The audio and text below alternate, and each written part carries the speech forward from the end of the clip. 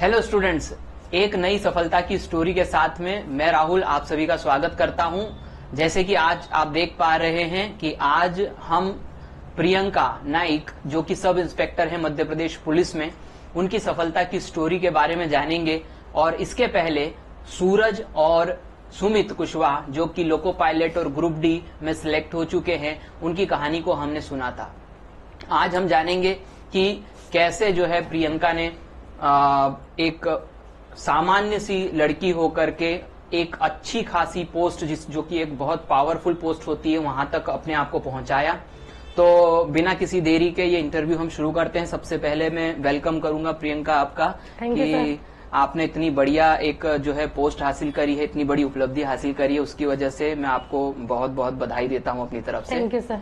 और अब शुरुआत करते हैं हम अपने प्रश्नों की कि आप अपना बैकग्राउंड बताएं एजुकेशन का, कि आपने कहाँ से स्कूलिंग करी और हायर एजुकेशन कहाँ लिया है आपने? सर बेसिकली मैं खंडवा की रहने वाली हूँ। मेरा बर्थ प्लेस खंडवा है। मैंने अपनी स्कूलिंग यहाँ की जो सुंदरबाई गुप्ता गवर्नमेंट स्कूल है वहाँ से पढ़ाई की मैंने। उसके बाद में मैंने दादाजी इंस्टीट्यूट ऑफ टेक्नोलॉजी कॉलेज से बीई की है, जिसमें मैंने इलेक्ट्रॉनिक कम्युनिकेशन ब्रांच से बीई की हुई है। उसके बाद मैंने अपना सपना देखा गवर्नमेंट जॉब में जाने का, और मैं इस तरफ आ गई और मैंने तैयारी सर के साथ स्टार्ट की और आज मैं इस पोस्ट पे हूँ। अच्छा, तो ये एजुकेशन बैकग्राउंड आपका रहा। और स्कूल आपने जैसे बताया सुंदरबाई गुप्ता और गवर्नमेंट स्कूल था वहां पर, तो बेसिक स्ट्रक्चर जैसा देखा जाए तो गवर्नमेंट स्कूल का जैसे होता है, तो लगभग इतने काउंसलिंग करने के लिए आपके पास सुविधाएं नहीं होती हैं, और आपको लगभग ये रहता है कि अपने ही हाल पे अपने सपने देखने हैं और आपको आगे बढ़ना है। और हम जब सामान्य फैमिली से होते हैं तो ये कैसे सपना आपके अंदर एक आया कि मुझे एक पुलिस इंस्पेक्टर बनना है? सर पहले बचपन से ही एक अंदर से एक मोटो था कि कुछ करना है, खुद के लिए कुछ करना है, जिसके लिए जो स्कूल कॉलेज और ये सब, और बचपन से जो एक स्पोर्ट्स में थे हम लोग, एक टाइक्वांडो किया है हम लोगों ने, जिसमें हम लोग ने ब्लैक बेल्ट लिया है। तो बचपन से एक बाहर का एटमॉस्फेयर देखा है और एक पुलिस की वर्दी देखी है, तो एक सपना था कि नहीं यार पुलिस बनना है। उसके पास तैयारी करते करते हमने जब 10th में आए तो क्या सब्जेक्ट लेना है क्या नहीं, तो एक मैम ने कहा कि तुम मैथ्स लोगे, तुम्हारे सारे रास्ते खुले रहेंगे, तुम कुछ किसी भी फील्ड में जा सकते हो। उनके मैम के कहने पर हमने मैथ्स लेके तैयारी आगे स्टार्ट की। फिर जैसे ही हमारा 12th कंप्लीट हुआ, फिर क्या करना है तो ऐसे किसी चीज को चुनिए जहां से आपके सारे रास्ते खुले रहे। फिर हम लोगों ने बीई किया खंडवा दादाजी कॉलेज से कि सारे रास्ते खुले रहे। उसके बाद में फिर एक टाइम आया कि लगा कि प्राइवेट में जाना चाहिए, गवर्नमेंट में जाना चाहिए, तो मन से एक आवाज आई कि नहीं गवर्नमेंट जॉब करना है मुझे। जिसके बाद मैंने अपनी तैयारी करी सब इंस्पेक्टर की, और उसके बाद दिन यहाँ आए सर। तो गवर्नमेंट जॉब तो करनी होती है, बहुत सारी गवर्नमेंट जॉब्स होती हैं, लेकिन वर्दी ही वाली क्यों? ऐसा क्या एक, क्योंकि लड़कियां बहुत कम जो है वो ये जॉब चुनती है, तो आप में ऐसा क्या आपने विचार किया कि आपकी जो है वो जॉब ये होनी चाहिए? सर एक फील्ड वर्क पे काम करने की एक अनुभव चाहिए था कि बचपन से था कि मैं फील्ड में काम करूंगी, और एक वर्दी जहां मैं देखती आती थी मैडमों को काम करते हुए, उनको देख के बहुत मोटिवेशन मिलता था। तो इसीलिए मुझे ये वर्दी की जॉब चाहिए थी, इसके लिए मैं आज ऐसा ही बन के आई। तो नेक्स्ट क्वेश्चन, जैसे कि सभी पहले व्यूअर्स को मैं बता दूं जितने भी लोग देख रहे हैं कि पहली बात तो आप यदि एक गवर्नमेंट स्कूल से पढ़े हैं, और तीनों इंटरव्यू जो अभी तक हुए हैं आप देखेंगे सभी के सभी जो भी सफल व्यक्ति हुए हैं वो गवर्नमेंट जॉब कर रहे हैं और गवर्नमेंट स्कूल से उनकी एजुकेशन हुई है। तो ये बात बताती है कि आप में यदि डेडिकेशन है तो आप किस बैकग्राउंड से आते हैं इस पे कोई फर्क नहीं पड़ता है। मैं अब अगला प्रश्न प्रियंका से पूछना चाहता हूं कि अभी आपका फिलहाल के तौर पर पोस्ट क्या है और आपका जॉब प्रोफाइल क्या है, और एक सब इंस्पेक्टर को क्या क्या काम करने होते हैं? सर मैं अभी सब इंस्पेक्टर महिला अधिकारी की पोस्ट पे बुरहानपुर में थाना लालबाग जो मेन सिटी में है वहाँ पोस्टेड हूँ।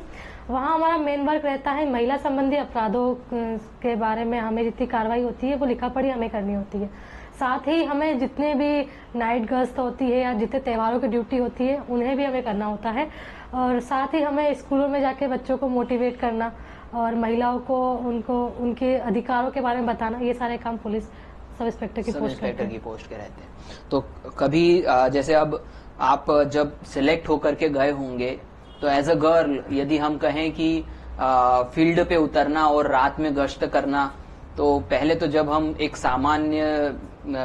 सामान्य स्टूडेंट के तौर पे रहते हैं तो माता पिता 8 बजे के बाद घर से बाहर निकलने के लिए मना करते हैं, लेकिन फिर भी जैसे आपने कहा कि आप शुरू से ताइक्वांडो और ये सब चीजें कर रहे हैं, तो इससे पता चलता है कि आपके माता पिता जो थे वो आपके प्रति एक प्रकार से जागरूक थे।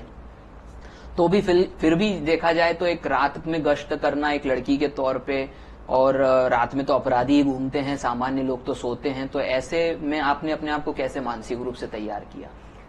सर जब जैसे मैं स्टार्टिंग में एसआई की पोस्ट पे गई तो स्टार्टिंग में थोड़ी दिक्कतें आई, थोड़ा सा माइंड को उस लेवल तक की डेवलप करने में टाइम लगा, लेकिन फिर धीरे धीरे हमें इस चीज़ की आदत पड़ गई कि हम जो वर्दी पहने हैं इसमें हमें वो सब काम करने हैं और हम कर सकते हैं। अगर हम डरेंगे तो बाकी लोगों की देश सेवा कैसे करेंगे। अच्छा। और पूरी हमें ऐसा लगता है कि रात में सब सोते हैं, लेकिन जो पुलिस रहती है वो 24 घंटे ही मुस्तैद रहती है। अगर वहाँ पे रात में मैं गश्त कर रही हूँ तो साथ में वहाँ पर मेरे साथ और भी पुलिस वाले हैं जो आपके चारों ओर आपकी रखवाली के लिए हमारे साथ में रहते हैं। जी सर। तो एक लगभग रात की गश्त में कितने महिलाएं जो हैं वो महिला पुलिस जो है वो रात में गश्त करती है? जैसे कुछ नियम है कि पुरुष के मुकाबले इतने महिलाओं को गश्त होंगी या ऐसा कुछ? नो सर, ऐसा कुछ नहीं है। डे वाइज हमारी ड्यूटी लगती है नाइट गश्त की, उसमें हमारे साथ में 2 कांस्टेबल होते हैं, 2 प्रधान रक्षक रहते हैं और एक जो हमारे साथ में गाड़ी में जो सरकारी ड्राइवर रहते हैं वो रहते हैं। अच्छा। साथ ही कंट्रोल रूम में अलग एक फोर्स रहता है। अच्छा। वो भी हमारे साथ में कभी कोई रात में कोई कंडीशन इस टाइप की बनती है तो हमारे साथ उस टाइम पे वो आ जाते हैं। और ये सारी कार्रवाई हमारी वॉकी टॉकी के थ्रू होती है कि अगर किसी सिचुएशन में किसी जगह पर तो हम पुलिस को वहाँ पर तुरंत बुलाएं और हम भी पहुंचे। अच्छा अच्छा। तो एक प्रकार से देखा जाए तो पुलिस का एक जो नेचर होता है, यदि कोई व्यक्ति सुन लेता है तो आधा तो वो वैसे ही घबरा जाता है। तो खास तौर पे महिलाओं का जो एक प्रकार से भूमिका रहता है वो एक थोड़ा सा नरम रहता है। तो यदि कोई अपराधी ऐसा कोई इंसिडेंट हुआ हो, आप एक पुलिस अधिकारी हैं और किसी ने आपको ऐसे हल्के में लिया हो कि हाँ ठीक है महिला तो है, तो ऐसा कोई आपने कोई करेज दिखाया हो, ऐसी कोई इंसिडेंट हुई हो जहां पर आपने कहा, आपको ऐसा लगा हो कि हाँ मैं लड़की हूं लेकिन हाँ ठीक है मैं पुलिस अधिकारी भी हूं और मैं हिम्मत से हर चीज का सामना कर सकती हूँ? बिल्कुल सर, अगर कभी भी हमें देखना होता है कि किस टाइप से अगर कोई महिला हमारे पास दुखी आती है तो किस टाइप से हमें उसको संवेदनशीलता से उसे हमें प्रोटेक्ट करना है, उसकी हेल्प करना है। और उसी टाइम पे अगर कोई व्यक्ति इस टाइप से आता है जो हमें दादागिरी दिखा रहा है तो हमें उसे कैसे हैंडल करना है और कैसे उसको ट्रीट करना है, ये सब हम वहाँ पे किया जाता है सर। और तो इसकी बाकायदा आपको ट्रेनिंग भी दी जाती है? हाँ, और उनको ये एहसास ना हो कि हम महिला अधिकारी हैं। अच्छा। ये चीज भी उनको एहसास करवाते हैं कि तुम एक पुलिस के सामने खड़े हो, ना कि एक महिला के सामने। अच्छा अच्छा, यानी आपको भेदभाव वहाँ पर पुरुष और महिला से नहीं होना है, आपको वर्दी से आपको डरना चाहिए, ऐसी एक भावना आती है। अच्छा, और दूसरी बात मैं यहाँ पर ये पूछना चाहता हूँ कि फिलहाल के तौर पर क्योंकि पुलिस का जॉब है, बहुत ज्यादा लोड रहता है, तो आप पर्सनल लाइफ और अपनी जो प्रोफेशनल लाइफ है उसको कैसे आप बैलेंस करते हो? सर ये थोड़ा मुश्किल हो जाता है क्योंकि एक जो पुलिस की लाइफ होती है उसमें 24 घंटे हमें त्योहारों में भी मुस्तैदी से काम करना होता है, लेकिन जैसा है कि सपोर्टिव एक नेचर होता है एक डिपार्टमेंट का, वो हमारे लिए अगर हम अपना उसमें काम कर रहे हैं दिलचस्पी के साथ में तो हमारा डिपार्टमेंट समय समय पे हमें उसके लिए छुट्टियां प्रोवाइड की जाती है और हमारी ड्यूटी का टाइम एक बांध दिया जाता है कि आपको इतने बजे से इतने बजे तक आना है। अगर कोई अर्जेंट काम होगा तो ही आना है, बाकी आप फैमिली को भी टाइम दे सकते हैं। जी। और अगला है कि आप जैसे ही बहुत सारी लड़कियां जो हैं वो सब इंस्पेक्टर बनना चाहती हैं, आप वो उन्हें यदि गाइड करना चाहें अपनी तरफ से कि किन किन चीजों का वे शुरुआत में ध्यान रखें ताकि इस पोस्ट तक पहुंच सकें, तो आप उन्हें थोड़ा सा अपनी तरफ से गाइड करें। जैसे अगर आप महिला सब इंस्पेक्टर बनना चाहती है, पुलिस में आना चाहती हैं, तो आपको सबसे पहले फिजिकल पे ध्यान देना होगा, साथ में पढ़ाई भी कीजिए। पढ़ाई के साथ में फिजिकल के लिए रोज स्टेडियम, ग्राउंड, जहां भी आपके पास में जो प्रोवाइड हो वहां जाना। ऐसा नहीं कि आप सोचे कि हमारा सिलेक्शन हो जाएगा फिर हम ग्राउंड ज्वाइन करेंगे। आपको जब से आप पढ़ाई कर रहे हैं उस टाइम से आपको ग्राउंड भी जाना चाहिए, क्योंकि गर्ल्स को ग्राउंड पे जो रनिंग होती है उसमें सबसे ज्यादा दिक्कतें आती है। अपनी पढ़ाई में भी कम से कम दिन में हमें 5 से 7 घंटे तो देना ही चाहिए अगर आप बाकी कोई और काम कर रहे हैं। और इन सब के साथ में हमें जो करंट अफेयर है और बाकी दुनिया में क्या चल रहा है इन सब से भी अवेयर रहना चाहिए। तो एक फिजिकल और अगर हम अपने पढ़ाई दोनों को साथ में लेके चलेंगे बैलेंस करके, तो आप जल्दी एसआई की पोस्ट में पा सकते हैं। अच्छा अच्छा। और कुछ प्रश्न और, जैसे कि प्रोसीजर क्या होती है सब इंस्पेक्टर ज्वाइन करने की, पहली स्टेप क्या है, फिर दूसरी, फिर तीसरी और चौथी, इस प्रकार से यदि आप बताओ तो। सर जैसे सब इंस्पेक्टर जो एमपी पुलिस में है, एमपी पुलिस में व्यापम के थ्रू सब इंस्पेक्टर की पोस्ट निकलती है।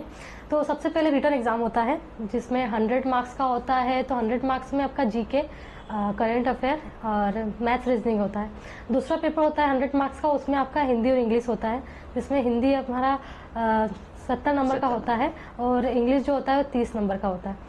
तो आपको ये जो आपके हिंदी, इंग्लिश और मैथ्स रीजनिंग बाकी जो पॉइंट होते हैं, इसमें आप जितने अच्छे से जिसमें कवर कर सके आपके स्कोरिंग पॉइंट आप लेके चलिए। उस पर आप इस पे पहले आप रिटर्न निकालते हैं। रिटर्न के बाद में आपको फिजिकल के लिए कॉल किया जाता है।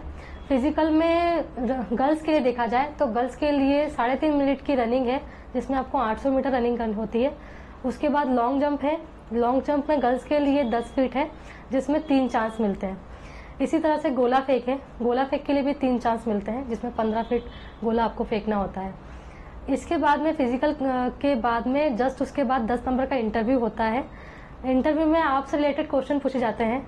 आपने पढ़ाई किस बेस से की है, आपका कहाँ के रहने वाले हैं, आप इस फील्ड में क्यों आना चाहते हैं, या पुलिस के बारे में आप क्या जानते हैं, इस टाइप के आपके क्वेश्चन होते हैं इंटरव्यू में। इसके बाद मेरिट लिस्ट निकलती है। मेरिट लिस्ट के बाद में आपका होता है मेडिकल। मेडिकल में भी आपके सारे चेकअप किए जाते हैं कि आप फिजिकली रूप से फिट है कि नहीं। देन उसके बाद आपका सिलेक्शन हो जाता है सर। अच्छा अच्छा। इसके बाद सर साल भर की ट्रेनिंग होती है, वो सिलेक्शन के बाद हमें दी जाती है सागर या भोरी भोपाल में। सागर या भोरी भोपाल। भोरी भोपाल। अच्छा, तो ये प्रोसीजर आपको बहुत अच्छे तरीके से बताई गई है, जिसमें कि यदि आप इसके फॉलो करते हैं तो आप अच्छे तरीके से सफल हो सकते हैं। अभी फिलहाल के तौर पर यह सब इंस्पेक्टर की पोस्ट नहीं आई है, भविष्य में आने की संभावना है, और यदि अभी से आप शुरुआत करते हैं बेहतर तरीके से पढ़ने की तो आप जरूर सफल हो जाएंगे।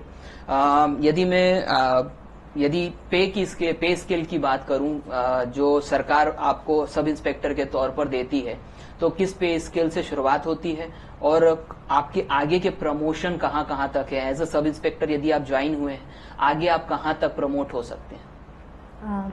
जी सर, जैसे जब मैंने ज्वाइन किया था उस टाइम पे मेरी जो सैलरी थी वो 34,000 थी। अच्छा। जो अब बढ़ के इंक्रीमेंट लग के उसमें 54 हो गई है। 54। देन सर हमारा जो प्रमोशन है वो हम जैसे अभी एसआई की पोस्ट पे ज्वाइन हुए हैं, तो एसआई से हम टीआई बनते हैं। टीआई के बाद हम डीएसपी बनते हैं। डीएसपी के बाद में अगर हुआ तो एडिशनल एसपी तक जाते हैं। एडिशनल एसपी तक का पोस्ट हो जाता है, यानी कि स्टेट लेवल की हाईएस्ट पोस्ट हम उसको कह सकते हैं क्या?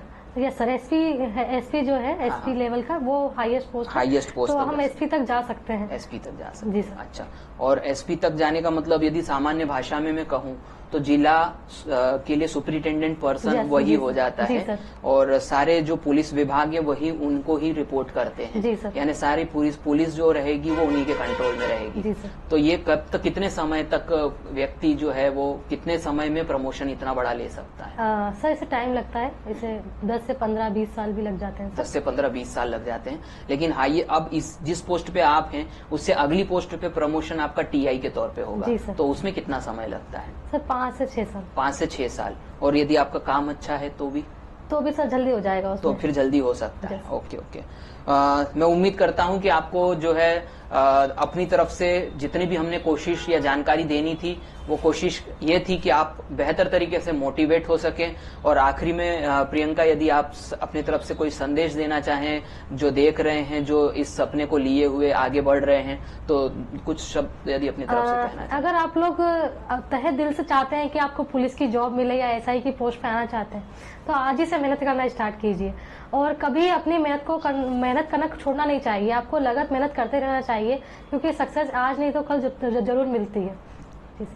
बहुत अच्छी बातें बोली, और इसी रूप में हम अगली कड़ी में जो है एक और सफल व्यक्ति के साथ मिलेंगे। तब तक के लिए thank you very much. Channel subscribe नहीं करा है तो चैनल को सब्सक्राइब कर लीजिएगा, और ये वीडियो अच्छा लगा हो तो मैक्सिमम लोगों तक शेयर करिए, ताकि लोग भी मोटिवेट हो सके, अपने सपनों को जी सके।